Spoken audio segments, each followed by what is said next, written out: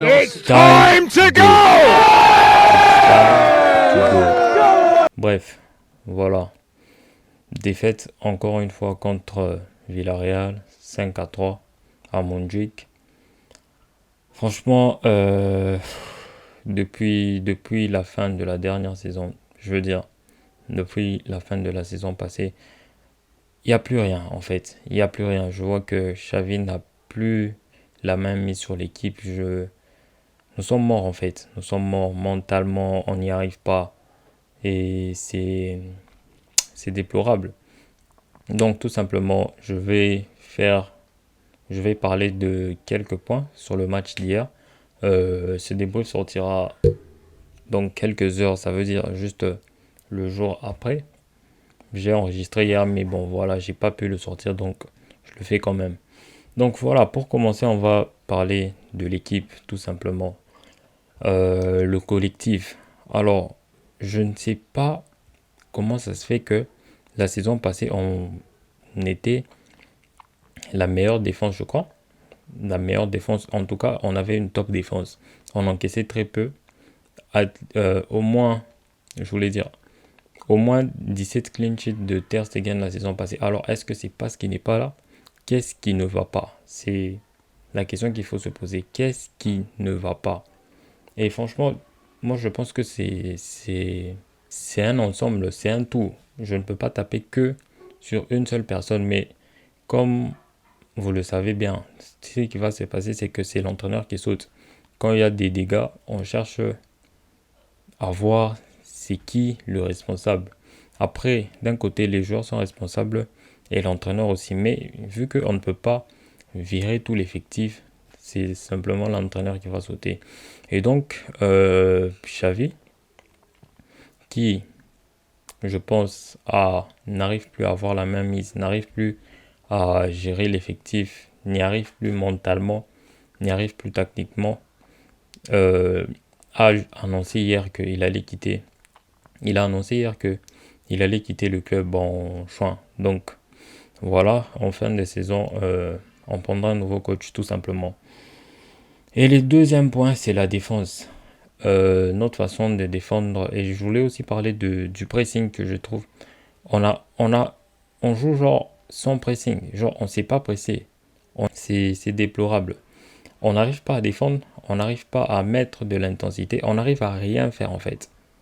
On n'arrive à rien faire en fait.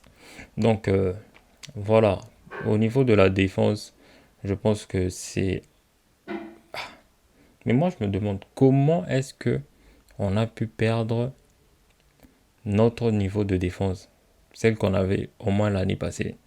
Je pense qu'on a euh, les mêmes défenseurs, si pas mieux, puisqu'on a pris Cancelo cette année. La défense, franchement, il faut la revoir. Et pour moi, ce qui pourrait changer, ce qui pourrait changer, euh, ce qui pourrait changer la dynamique du Barça, je ferai une prochaine vidéo dans la journée, dans la soirée. C'est un changement de coach. Après, pour l'effectif, on verra après, mais déjà, un changement de coach nous fera du bien, va apporter un nouveau souffle. Et deuxièmement, la défense. Peut-être qu'il y a des joueurs qu'on doit vendre, peut-être pas. On verra ça dans une autre vidéo. Et donc, voilà, c'est à peu près tout. Et après ça, il y a des joueurs que je comprends pas. C'est des joueurs qui font semblant de presser. Encore moi, je le dis souvent. Bon, si vous êtes sur Twitter, je tweete souvent durant les matchs et donc ça se passe juste comme ça. Et il y a des joueurs que je vois qui font semblant de presser. Je sais pas si je suis le seul, mais il y a quand même des joueurs du Barça qui font semblant de presser, qui trottinent au lieu de presser.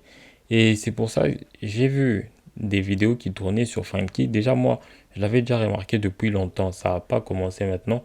Depuis la saison passée, tu sens qu'il a genre la flemme de courir, de presser, d'être agressif. Et ça, je pense, que c'est un manque d'exigence, tout simplement. Et il y a des joueurs comme ça, comme Ferran, je ne sais pas. Enfin, moi, j'ai rien contre Ferran, mais je ne sais pas pour qui il se prend à ne pas presser. Il y a des joueurs aussi comme Joao Félix. Joao Félix, c'est un talent, mais chef, tu dois presser, tu joues au Barça, tu dois presser, tu dois faire des efforts, tu dois montrer que tu mérites d'être sur le terrain, tout simplement. Donc voilà, et après avoir parlé d'eux, cette vidéo ne durera pas très longtemps. On fera une prochaine vidéo pour expliquer un peu le contexte de la chaîne, qu'est-ce que vous allez voir ici. Et ouais, ça sera comme ça. Et pour finir, je vais finir avec 2 points positifs que je trouve. Bon, disons un seul. Donc, pour finir, je vais finir avec un seul point positif que je trouve. C'est qu'il faut juste se tourner vers l'avenir. Vers l'avenir. Ce que je veux dire par là, c'est que on a des jeunes qui ont du potentiel et on a besoin d'un coach aussi avec des idées, tout simplement. Donc, ça veut dire que à la fin de la saison, on aura un nouveau coach et on a des jeunes qui doivent évoluer. Donc, on a besoin d'un coach qui a des idées claires, qui sait faire évoluer des jeunes et qui sera là pour un peu plus longtemps, qui sera là pour un coach, un coach qui va nous faire sentir sa patte. Voilà. Donc, je ferai une vidéo un peu plus tard dans la soirée pour parler du coach et du concept de la chaîne.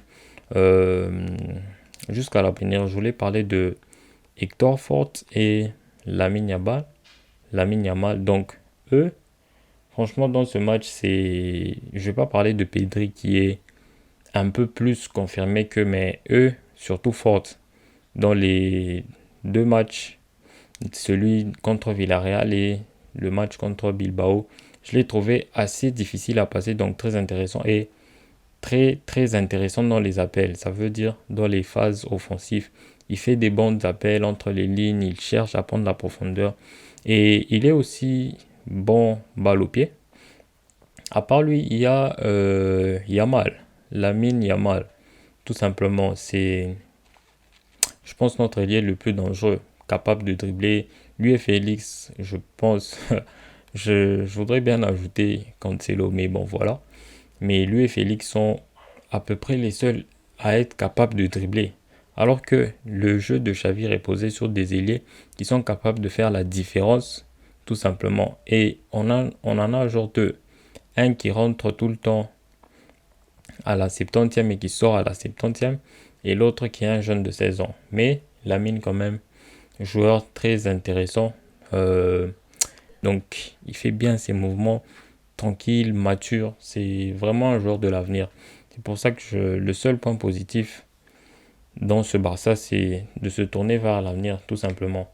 Donc voilà, je vais finir cette vidéo maintenant. N'hésitez pas à donner de la force, à vous abonner. Première vidéo, nouvelle aventure. Allez-y les refs, abonnez-vous. Les refs, les russes. On se retrouve dans une prochaine vidéo.